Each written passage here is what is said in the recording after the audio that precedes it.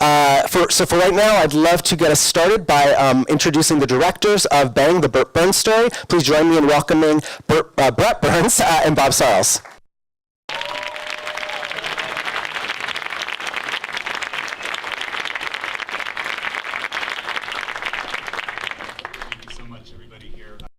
Can't thank you enough for being here, DOC NYC, and all of our stars from the film. We're too many to mention, but you'll meet them at the Q&A afterwards. And this is just an epic moment, having our New York premiere where the whole story, the whole film, it all happened here, a little bit in England. But I want to get this right to the film so that we can have as much time afterwards with the talk back. But thank you all for being here, and hope you enjoy the film. I'll get started just a couple things as they make their way over here, and anybody that needs a chair can take a seat as well.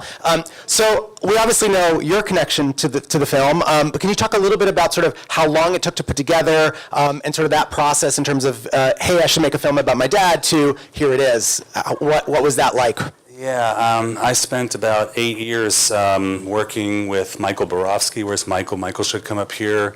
Leo Ferraletto, producers and filmmakers who, the hardest part was getting started, just starting to do interviews. And I realized if I kind of built this film and I could get to people like Cissy Houston and sort of people who were,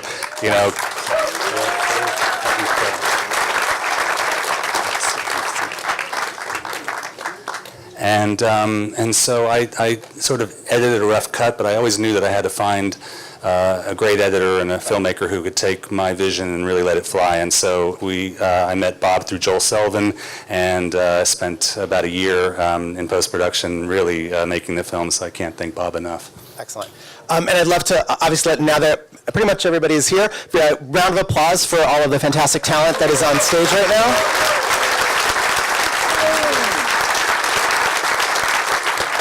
So, I'd love, there's another microphone here if anyone wants to say anything, but if I would just start off with just, you don't have to speak it, but anybody wants to talk about sort of, what your first impressions were about this film, about when you were approached, hey, we're making this film about Bert. What were your thoughts?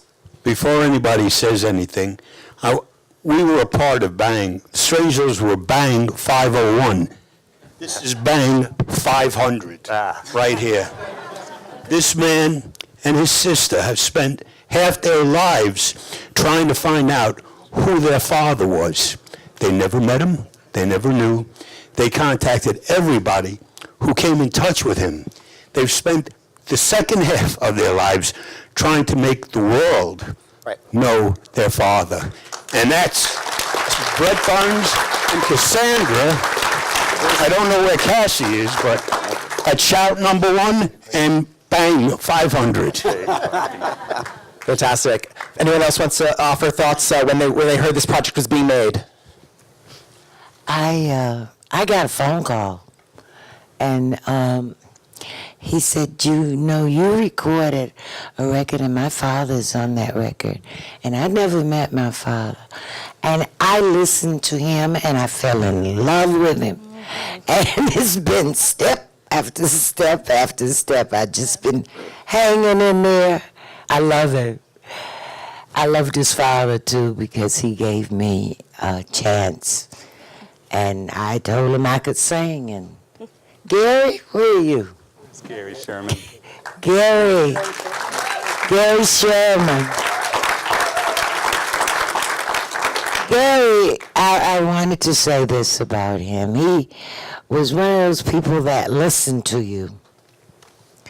And when I heard the music again, I was so in awe. I had never, oh, Jesus. I know, right? Yes, that lady over there. I'm telling you. That group. I was fresh out of the South, and I didn't know. I just didn't know.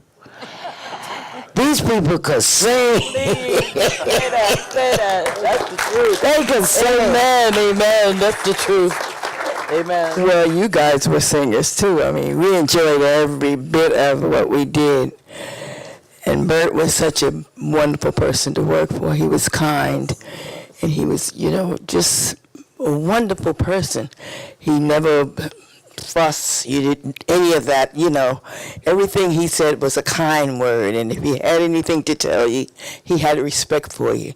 So then you had so much respect for him because he was such a lovely, lovely person. I loved Bert Berns.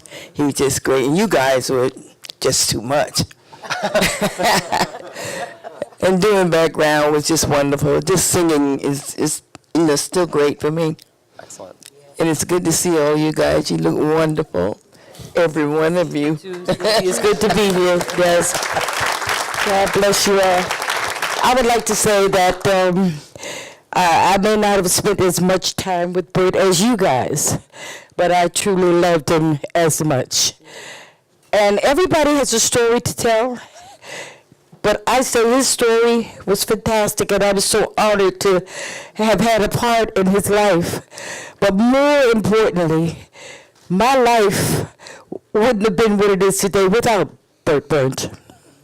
I covered not just Tell Him, a little bit of Soap, but I covered many of his songs. And as I was watching the film, I said to myself, at the time he wrote them, he didn't know me. I didn't know him. But he didn't write them for all those other people that I covered the song from. He wrote them for me. And I am so grateful to him because this has been my whole life, my life story as well. And none of those records would have been made without this wonderful woman here, Sissy Houston. And Songbirds, yes, Lord Jesus. We enjoyed every bit of it. You had a wonderful father. God bless you, Cassandra, Brett. It's an honor, really, it truly is. And you did a wonderful job. I'm proud of you. Yeah, it is a wonderful job that you did for your father. I think it's marvelous. Yes. Definitely. And it's just great. If I can ask Stephen real quick, so you're the voice of the film. So can you talk a little bit about your background with, what was your knowledge of Bert Berns? And you lend such a fantastic sort of, your voice is just fantastic and lends that sort of story, this gravity, which is a great thing to have. Can you talk a little bit about I was honored to be asked by Brett and Cassie to do it, The truth of the matter is, I want to be Bert Berns, And I still do. That's the era, to me, that's the ultimate era of rock and roll. And we're just born a little bit too late, But that whole thing, man, that whole Brill Building 1650 thing of the songwriters, next to each other and competing with each other and crank it out, man. You write a song today, it's on the radio next week, That thing, man, shit, we missed it, Now, whatever, I'm not going to talk about it now. I don't want to talk about it, but, it was just, I love all these people, everybody in the film, they're all heroes of mine, and it's just an honor to be asked to be a part of it, so glad it worked out. let me open it up to the audience real quick. Just I don't want to commandeer the entire time here. So do we have questions for anybody upstate on the stage? Just raise your hands. Yeah, Brett, what was the actual impetus? There had to be one thing that made you say, all right, I got to start recording these videos now. What happened that made you say, I'm going to make this film? That's a great question. I always knew that I would have to tell my dad's story in order to get him recognized for his musical legacy, because nobody cared. Nobody wanted to listen. Only people like Joel Selvin and a few other these like Steven and people in the wilderness who would talk about Bert Berns, and it just sort of, he had disappeared. So I really knew that I had to tell his story in order to get him recognized. And then I went and saw Freddie Scott one night with Wazzle. Wazzle brought Cassie and I to see Freddie at a concert in Long Island, and I was blown away meeting Freddie Scott. I'd heard about him all my life, and then a few months later he died, and I thought, oh my God, I've got to start, interviewing people. It's like, this is just, it was something that was the Kickstarter for me. So when we lost Freddie, and Leo Faraletto and Michael Perlman and my friends, sort of got us started. We started shooting interviews, and the rest was history. Other than obviously your dad, who would you have loved to have included in the film that you just is not, we were not able to, just because they're not here anymore or they weren't available? Well, yeah, but a lot of people who aren't here anymore that I would have loved to included, like Freddie Scott and others. But Jimmy Page is somebody that we thought has a big part in my dad's life, and vice versa, and is somebody who I've been actually chasing to be in the film. And it's still possible. You never know until you run out of time or money. You can do anything with the film. So there's a chance that we may get Jimmy and Neil Diamond. Neil Diamond is another one that Neil's historically sort of private person, and this story is very complicated for him. And so those are the two. Gotcha. Yes, right here, please. Are there plans for a Bang Records vinyl box set? And what's the status and where does the publishing of the songs currently live? Let's just repeat that. So are there plans for a Bang Records vinyl box set? And the other question is about the status of the songs currently on Bang, licensing and that kind of stuff. Yeah, there's a couple guys here in the house tonight. I called them out from Sony Music, John Jackson and Rob Santos, to talk to them about the soundtrack for this CD. This is something we want to make happen with Sony, wherever you guys are.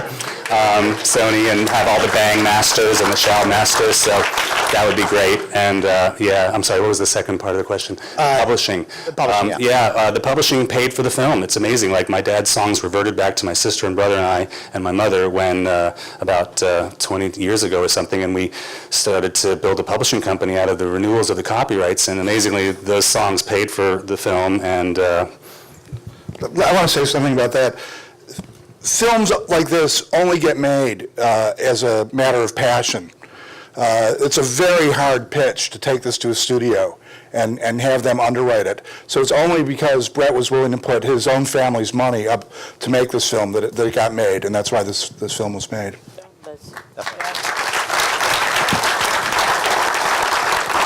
In the back. We'll do it on the back first, and then we'll do the second one. So, yeah.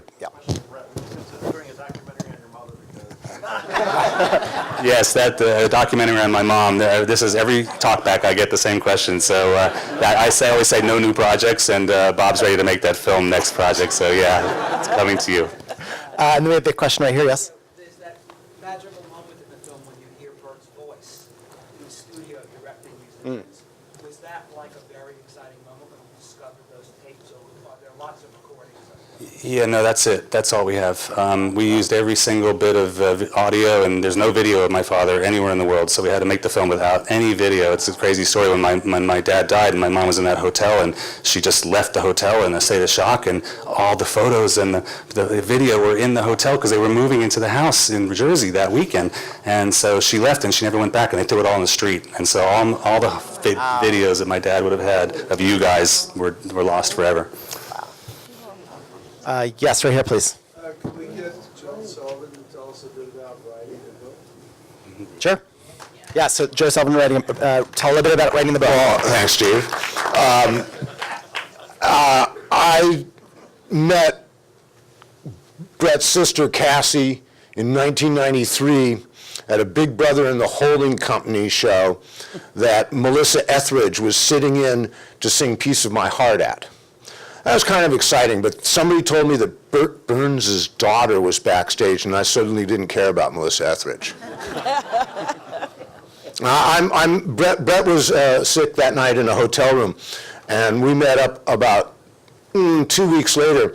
He came up to San Francisco to visit me, and we stayed up until 4 in the morning in my record library playing 45s and talking about gangsters and heart disease, and I couldn't believe what I was hearing, and Brett couldn't believe what he was hearing, and 16 years later, a book was published. Amen. So we have time for just one more question. So I saw you first, so let's, yeah. If Bert had lived a couple of more years, what do you think he would have done in the late 60s music business? Good question. So the question was, if he had lived, what do you think he would have done in the late 60s music business? Yeah, I mean, I think Led Zeppelin would have been the next band to sign on Bang Records because, again, the Jimmy Page story, I don't even know if Jimmy knows this because my dad brought Jimmy to the States to work as a session player, and he lived in the penthouse with us for 6 weeks, and and Jerry wouldn't give him a visa because they're like, we got Eric Gale, we got, Hugh McCracken, we got these guys, what do you need him for? And so they wouldn't give him a visa. He would have been involved with the Beatles. He would have been involved with the Stones. He would have done a hell of a lot more. Yeah, well, I think it was the right thing, because he went back and, created Led Zeppelin, and the rest was history. But, they recorded a song called Tribute to Bert Berns on Led Zeppelin 1, and it was not released. And you ask yourself why. You can see because the Great Atlantic. About the last phone call. Oh yeah, and this is, Jerry Wexler was my godfather, and we really tried to, portray him both as hero and legend and giant that he is, and also as the person who got tangled up with my dad and, unfortunate ending. But on the day that my dad died and he laid down for that nap, the phone rang and it was Jerry Wexler. And my mom goes into the room and says, "Hey, it's Jerry," and he says, "Oh, just tell him I'll call him back." And then he died. So what happened? What was that all about? I mean, we guessed that, Jerry was just calling to say, let's make a Barbara Lewis record, he would have just go back to work and they would have probably continued to work together and gotten over this. That's how I feel, but we'll never know. Well, I'm sorry that we have to cut it short, but we thank you so much for bringing the film to DOC NYC. Thank you so much all for joining us and representing the film here. Thank you so much.